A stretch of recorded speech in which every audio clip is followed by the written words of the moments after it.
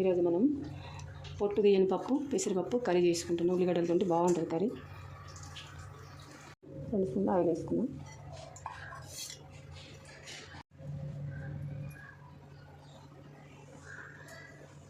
Oil ఎక్కింది. అన్నీ కలిపిన కోపి గింజలు, ఒక ఎండుమిరపకాయ,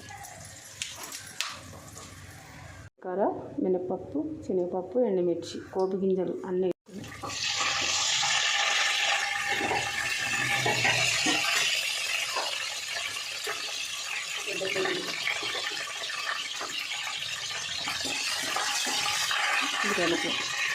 రెండు ఉల్లిగడ్డలు తగ్గించుకున్నాం.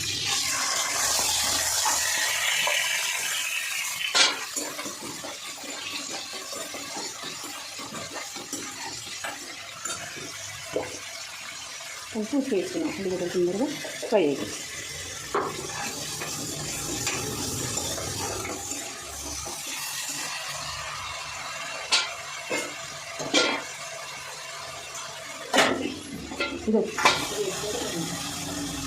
పేస్ట్ వేసుకోవాలి. ఫస్ట్ వేసుకోవాలి. సరికి కొంచెం ఫ్రై చేసుకోవాలి.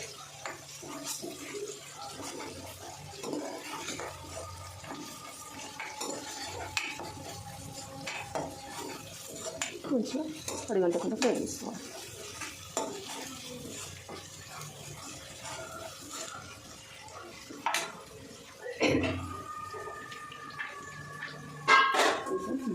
పుదీనా, కొత్తిమీర రెండు కలిసినాయి. కొంచెం కొత్తిమీర వేసుకోవాలి. తర్వాత పైన కూడా వేసుకోవాలి.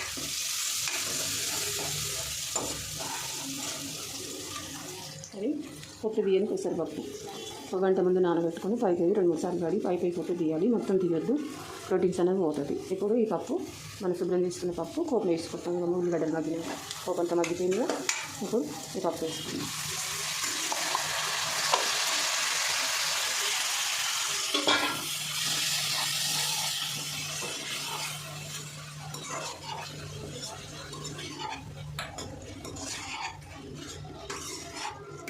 మూత పెట్టుకొని మగ్గుతాం.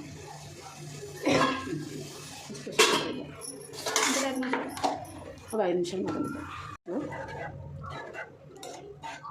ఒక 10 నిమిషాలు దీన్ని ఉడకనిద్దాం. కొంచెం వాటర్ పోసిన వల్ల ఇట్లా ఉడుకుతుంది. ఇట్లా ఉడికే ముందర కొంచెం బబుల్స్ వస్తుంది కింద పైకి మంచిగా. ఇప్పుడు మళ్ళీ ఇందులో ఉప్పు, కారం వేసుకున్నాం.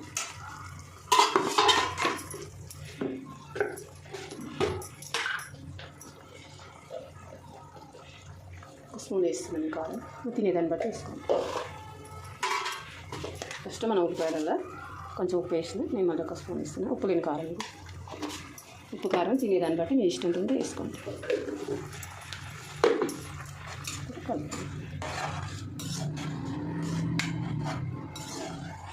వాటరు మీరు పప్పును తీసుకునే దాన్ని బట్టి పోసుకోవచ్చు. నేను కొంచెం తీసుకున్నాను కాబట్టి కొంచెం 1 గ్లాసు పోసినాం. మీరు 1/2 కేజీ పప్పు తీసుకుంటే 2 గ్లాసులలో వాటర్ పడుతుంది. నెరి మెత్త ఉడకొద్దు, నెరి పలకొద్దు. మంచిగా చపాతీలకు కానీ, పూరికి కానీ, అన్నాలు కానీ బాగుంటుంది పెసరపప్పు కూర. ఇందులో మసాలా కానీ ఏమి వేయట్లేదు. జీలకర్ర పొడి, ధనియాల పొడి అలాంటివి కూడా ఏమి వేయట్లేదు. మళ్ళీ అల్లం వెల్లిపాయలు పేస్ట్ చేసుకున్న తర్వాత లాస్ట్కు దంచిన ఎల్లిపాయ, పుదీనా, కొత్తిమీర వేసుకోవాలి. తిట్టినాక కలుపుకుందాం. దగ్గరికి వచ్చింది. ఇంకొక 5 నిమిషాలు ఉడకనిద్దాం. అది మంచిగా దగ్గరికి అవుతుంది.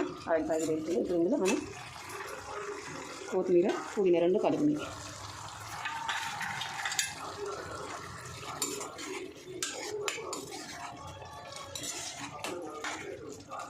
ఒక 3 నిమిషాలు వేసుకున్నాం.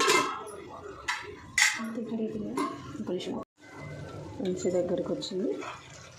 ఎప్పుడు చార్లు కాకుండా అప్పుడప్పుడు ఇట్లా ట్రై చేసుకుంటే బాగా టేస్ట్ ఉంటుంది.